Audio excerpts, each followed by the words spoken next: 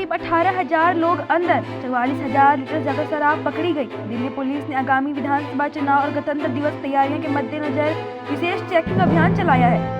7 से 22 जनवरी तक पुलिस ने आदर्श आचार संहिता के तहत 504 मामले दर्ज किए। 18,000 से ज्यादा लोग को गिरफ्तार किया गया और करोड़ों रुपए की नकदी, शराब, नशीली दवाएं, गैर लाइसेंसी हथियार जब्त किए। कुल 4.56 करोड़ रुपए की नकदी और 44,256 लीटर शराब जब्त की गई है।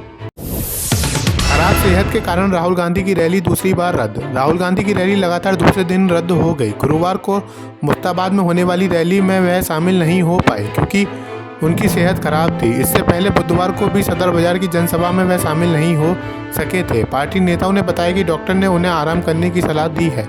इस दौरान कांग्रेस ने दिल्ली शराब घोटाले को लेकर केजरीवाल पर भी निशाना साधा। स्वाति मालीवाल ने इस्तीफा न देने का किया बचाव, कहा मैं अपनी मेहनत से यहां तक पहुंची। राज्यसभा सांसद स्वाति मालीवाल ने केजरीवाल के पीए पर मारपीट का आरोप लगाने के बाद लगातार आम आदमी पार्टी के खिलाफ बयान दिए हैं। इसके बावजूद उन्होंने इस्तीफा देने की बात पर कहा कि उन्हें कुर्सी का कोई मोह नहीं है।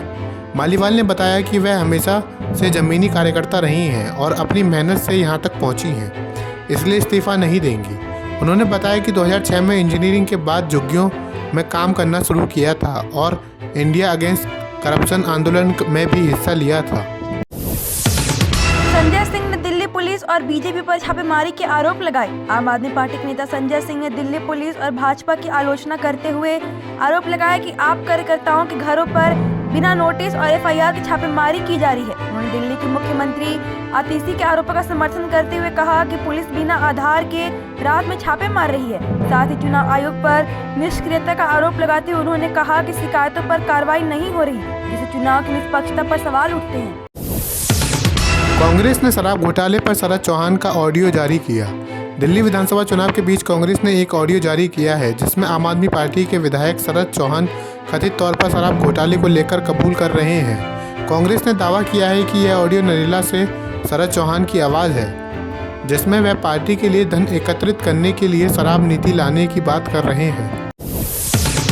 केजरीवाल का चुनावी वादा, 5 साल में दिल्ली से बेरोजगारी खत्म करेंगे। दिल्ली विधानसभा चुनाव के मद्देनजर आम आदमी पार्टी के संयोजक अरविंद केजरीवाल ने दिल्ली वासियों से वादा किया कि वह 5 साल में दिल्ली से बेरोजगारी समाप्त कर देंगे। केजरीवाल ने कोरोना और पंजाब के दौरान रोजगार देने का भी वादा किया है।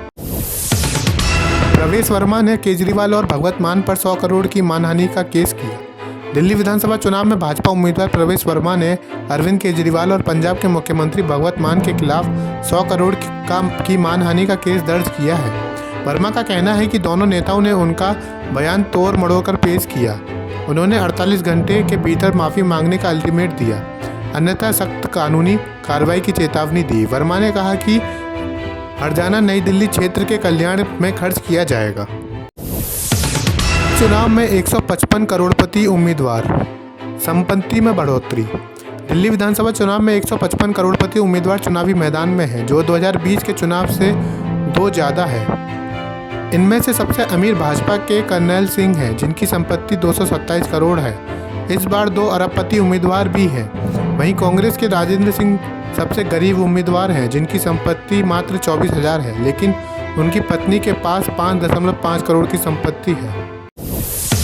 केजरीवाल का बड़ा बयान, बीजेपी के नेताओं को काउंसलर टिकट देने की पेशकश। नई दिल्ली विधानसभा सीट पर चुनावी प्रचार के दौरान अरविंद केजरीवाल ने बीजेपी नेताओं प्रवेश वर्मा और रमेश भिदोड़ी पर तंज कसा। उन्होंने कहा कि दोनों नेताओं को राजनीतिक नहीं आती और अगर वे हारते हैं तो उन्हें काउंसलर का चुनाव लड़वाने का प्रस्ताव दिया। केजरीवाल ने कहा कि भारतीय जनता पार्टी ने इन नेताओं को एमएलए के रूप में टिकट दिया है, लेकिन अगर वे हारते हैं तो वे काउंसलर के लिए टिकट देने को तैयार हैं। ने चुनाव आयोग को लिखा पत्र, पुलिस पर रमेश भिदोड़ी को बचाने का आरोप। दिल्ली के मुख्यमंत्री आतिशी ने चुनाव आयोग को पत्र लिखकर आरोप लगाया है कि पुलिस रमेश भिदोड़ी और उनके भतीजे को बचाने की कोशिश कर रही है। उन्होंने दावा किया कि आप कार्यकर्ताओं से गलत बयान पर हस्ताक्षर करवाए जा रहे हैं। आतिशी ने पत्र में गोविंदपुरी थाने के एसएचओ धर्मवीर और संबंधित अधिकारियों के तुरंत ट्रांसफर की मांग की और पुलिस पर भिदोड़ी के खिलाफ केस रफा दफा करने का आरोप लगाया।